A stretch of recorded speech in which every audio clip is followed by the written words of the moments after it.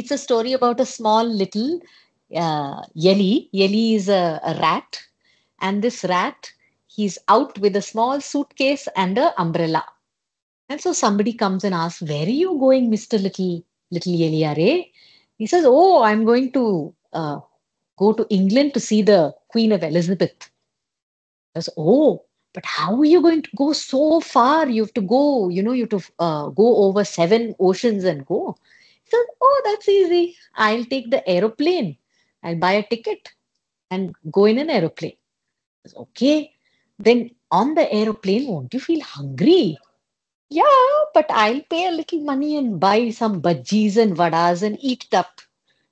And then they say, "Okay, when you come back from there, what are you going to tell everybody?" So the little Yeli says, "Why should I tell you now? You wait and you watch in the news. In Delhi, there'll be news channel, and in the TV you watch, I'll tell you what happened after meeting Elizabeth." So that's it. That's the end of the story.